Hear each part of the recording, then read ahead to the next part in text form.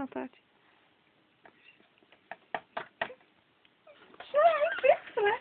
Čau, Totě.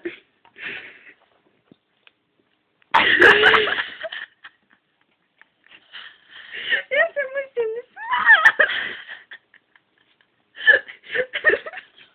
Ty hraješ hokej, co?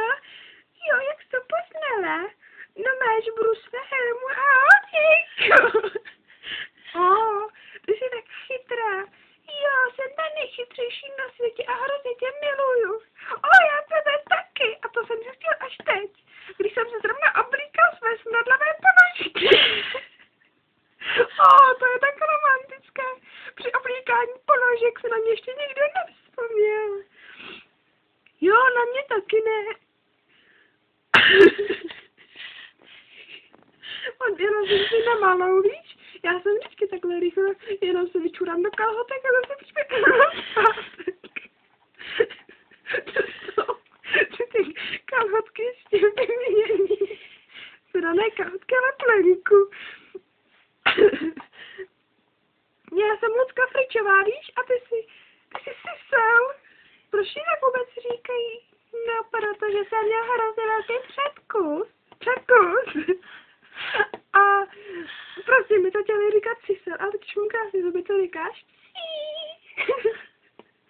No nádhera, takový krásný zuby jsem v životě neviděla. Víš, já tě asi miluju. No já tebe určitě.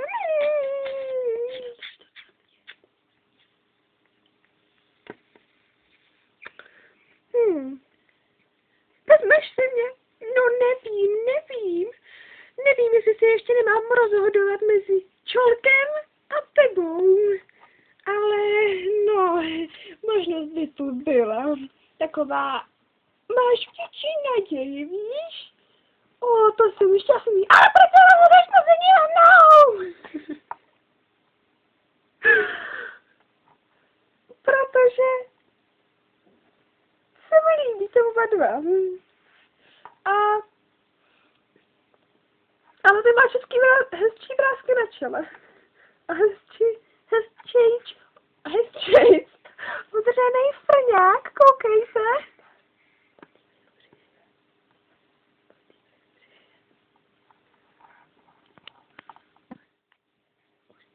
A navíc u tebe mám motýly břiše, ale ne černé, zelené nebo modré, ale růžové, to jsou motýly lásky, víš? To jsem šťastný.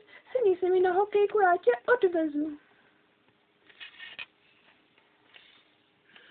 Ty tak krásně bruslíš. A ty seš tak nádherně lehká. Asi jsem se do tebe zabouch. No, ty já teda ne. I když, možná jo. Kolik jedeš domů? Jo, tak budu ještě si někam zatrcat s mýma kámoškama, který jsou úplně hezký a mají velké přednosti a tak dále. Tak, nechceš jít s náma? Představil bych tě jako moji novou přítelkyni. Jo, ale co když bude Čolek žárlit a už mě pak nebude milovat? Prosím tě, na Čolka se vyserne. Takovej kretén. No tak dobře, ale nebude moc smrdět. Prosím tě, ty máš určitě voňavý hovna. Já musím jít domů, nebo se tady sebe povleju. A ještě se počurám z toho smíchu. Tak čau.